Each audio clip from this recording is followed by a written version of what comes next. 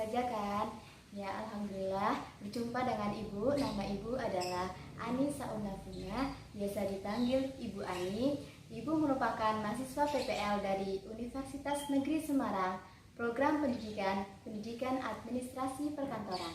Di SMK Tengku Umar ini, Ibu mengajar mata pelajaran kearsipan untuk kelas 10 OTKP 1 dan 10 OTKP 2. Salam kenal ya semuanya. Nah, setelah Ibu melakukan perkenalan, sekarang tiba saatnya Ibu akan menjelaskan materi pada pagi hari ini, yaitu mengenai penanganan surat masuk menggunakan sistem buku agenda.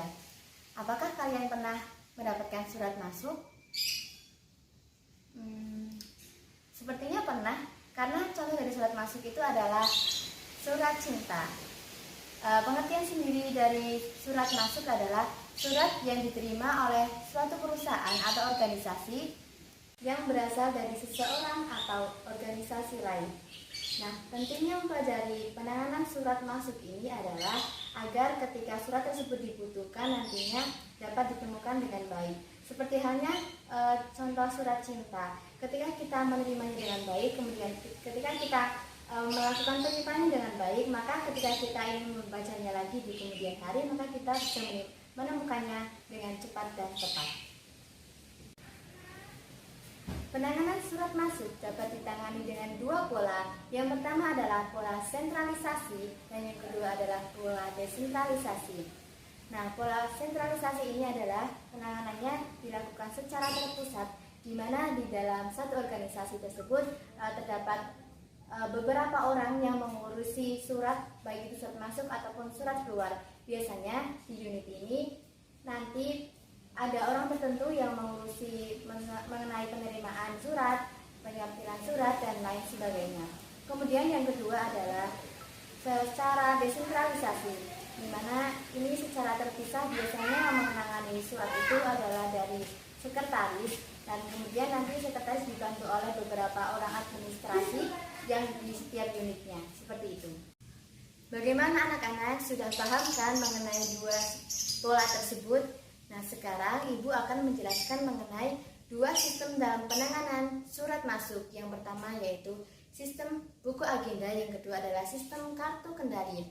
Yang akan kita pelajari pada hari ini adalah mengenai sistem buku agenda, di mana sistem ini yang biasanya dipakai oleh perusahaan-perusahaan yang ada di Indonesia.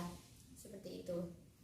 Di dalam sistem ini ada 6 langkah yang harus dimengerti oleh semua peserta didik, di mana 6 langkah tersebut bisa disingkat dengan 6P karena semuanya diawali dari huruf P. Yang pertama adalah penerimaan surat, yang kedua adalah penyortiran surat, yang ketiga adalah pencatatan surat, yang keempat adalah pengarahan surat, yang kelima adalah penyampaian surat, dan yang keenam adalah penyimpanan surat.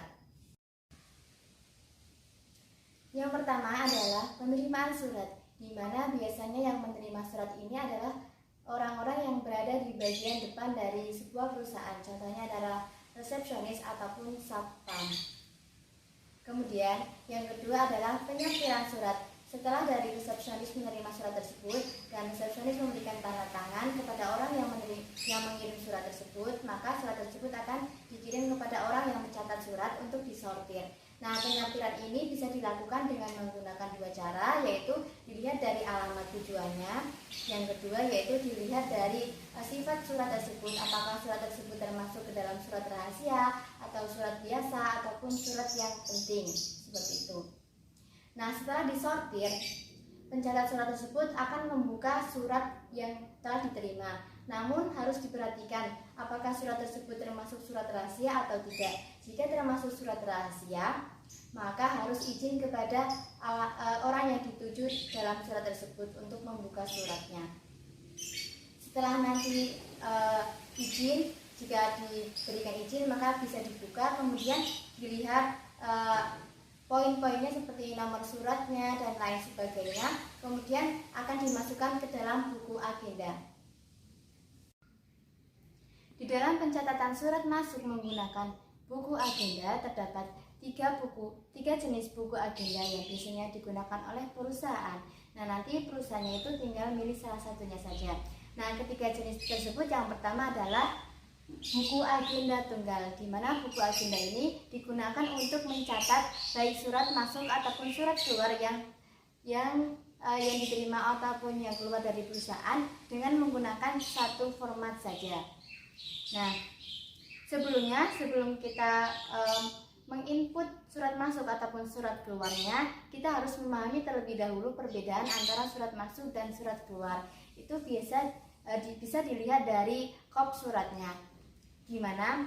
Misalkan saya akan memberikan contoh. Misalkan adalah saya merupakan sekretaris dari PT Dunia Usaha. Nah, jika saya merupakan sekretaris dari PT Dunia Usaha, maka bisa dilihat untuk kop yang PT Dunia Usaha ini adalah artinya surat keluar atau surat yang dikirim dari PT Dunia Usaha ke perusahaan yang lain. Kemudian kalau surat masuk adalah kopnya itu adalah dari perusahaan lain. Di sini adalah PT Kesatria, seperti itu. Jadi, bagaimana anak-anak bisa dipahami? Kalau surat masuk adalah surat yang dari kopnya itu dari luar perusahaan, sedangkan untuk surat keluar kopnya adalah dari perusahaan kita sendiri, seperti itu. Nah, setelah dimengerti, Ibu akan mempraktekkan cara mengisi buku agenda tunggal. Yang pertama dari surat masuk terlebih dahulu. Nah, kalau surat masuk berarti tanggal terima, karena surat masuk itu kan surat yang kita terima, yang masuk ke perusahaan. Sehingga tanggalnya adalah, misal tanggalnya adalah hari ini, yaitu tanggal 10 tahun 2020. Kemudian tanggal dan nomor surat. Misalkan tanggalnya adalah kemarin tanggal 8 bulan 10 tahun 2020. Nah, ini berhubung surat masuk, maka kita tulis masuk. Nah, dari atau kepada, kalau surat masuk kan berarti dari siapa surat tersebut? Dari PT Kesatria. Kemudian perihalnya apa? Di sini adalah perihalnya kiriman barang.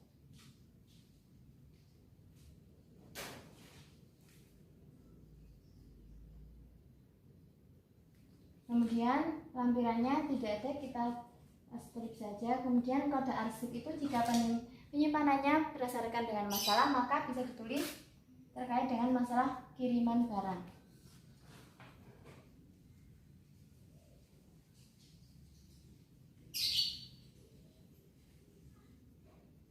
Nah, ini adalah contoh yang surat masuk. Kemudian yang satunya lagi adalah contoh dari surat keluar. Ini adalah dari PT Dunia Usaha. Misal, berarti ini tanggal kirimnya, berarti tanggal kirimnya adalah hari ini.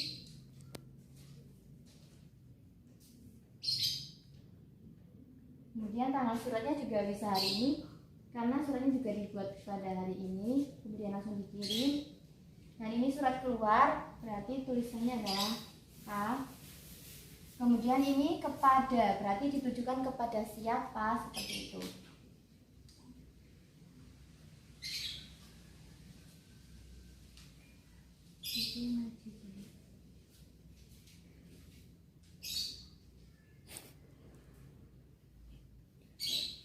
Dan perihalnya adalah pembukaan perwakilan.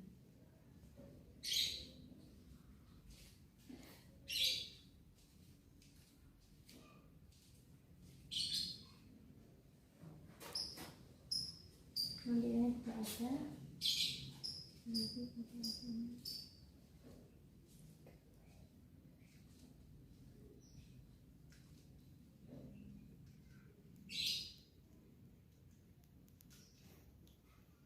Nah, contohnya seperti ini.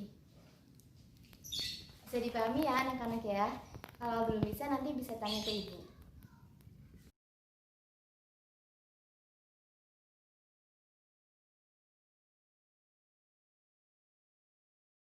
Yang kedua adalah buku agenda kembar. Dimana jika menggunakan sistem buku ini, maka harus menyediakan 2 buah buku. Yang pertama adalah buku agenda kembar yang digunakan untuk mencatat surat masuk, dan yang kedua adalah buku agenda kembar yang digunakan untuk mencatat surat keluar, di mana formatnya pun berbeda antara surat masuk dan surat keluar. Bisa dilihat untuk agenda kembar surat masuk di sini ada nomor, kemudian tanggal penerimaan, ada terima dari, kemudian ada tanggal dan nomor surat, kemudian ada perihal, kemudian ada lampiran, diteruskan kepada, dan juga ada kode arsip. Nah, untuk buku agenda kembar surat keluar sendiri ada nomor, kemudian nomor surat, tanggal surat, dikirim kepada, perihal, lampiran, dan juga kode arsip. Nah, kalian bisa membedakan sendiri perbedaannya. Nah, untuk pengisinya sendiri kan tadi sudah Ibu ajarkan ya cara mengisi dengan menggunakan buku agenda tunggal. Nah, untuk buku agenda kembar ini Ibu harap kalian bisa mengisi sendiri di sini. Nanti bisa belajar di rumah. Yang ketiga adalah buku agenda berpasangan, di mana buku ini hampir mirip dengan buku agenda kembar, hanya saja disediakan hanya satu buku. Yang bagian kiri memuat untuk mencatat surat masuk, dan yang bagian kanan yaitu untuk mencatat surat keluar. Untuk formatnya sendiri sama dengan buku agenda kembar, yang ini surat masuk dan yang ini surat keluar. Seperti itu. Nah, setelah pencatatan, langkah yang keempat adalah pengarahan, di mana pengarahan ini digunakan untuk ditujukan kepada siapakah surat ini sebenarnya. Biasanya di dalam perusahaan surat tersebut akan ditujukan kepada pimpinan untuk ditindak lebih lanjut. Setelah dari pimpinan nanti akan dibaca, kemudian setelah dibaca biasanya pimpinan akan memberikan sebuah disposisi untuk membalas surat tersebut ataupun untuk melakukan tindak lanjut yang lainnya. Disposisi ini bisa dilakukan dengan cara langsung, yaitu menuliskan instruksi di dalam surat tersebut. Misalkan harap dibalas, seperti itu. Nah, yang kedua ada disposisi yang tidak langsung, yaitu contohnya seperti ini. Ini nanti akan dilampirkan dari suratnya. Nah, ini adalah contoh lembar disposisi. Kemudian nanti setelah pengarahan, langkah yang kelima adalah penyampaian, di mana surat dan juga beserta disposisinya akan diberikan kepada unit yang akan membalas surat tersebut. Contohnya adalah unit pemasaran, seperti itu. Nanti dari unit pemasaran akan membuat konsepan surat yang akan dikirim kembali kepada surat yang tadi yang dikirim ke perusahaan. Nah, setelah proses penyampaian yang proses yang kelima tadi, maka yang terakhir adalah proses penyimpanan, di mana surat yang asli tersebut akan dikembalikan lagi kepada sekretaris untuk disimpan. Nah, sebelum Ibu akhiri pembelajaran pada hari ini, Ibu akan memberikan sebuah kesimpulan terlebih dahulu. Yang pertama adalah pengertian dari surat masuk, yaitu surat yang diterima oleh perusahaan yang berasal dari seseorang atau perusahaan lain. Kemudian tadi dijelaskan ada 6 langkah-langkah dalam penanganan surat masuk. Yang pertama itu adalah penerimaan, yang kedua adalah penyortiran, yang ketiga adalah pencatatan, yang keempat adalah pengarahan, yang kelima adalah penyampaian, dan yang keenam adalah penyimpanan.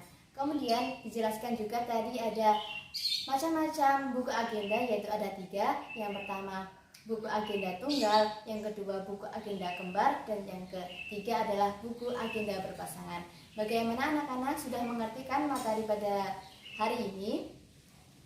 Ya, Ibu harap sudah mengerti ya.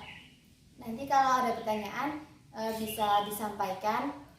Sekian materi yang dapat Ibu sampaikan, semoga dapat dipahami dan bermanfaat. Tetap jaga protokol kesehatan. Sampai jumpa di pertemuan selanjutnya.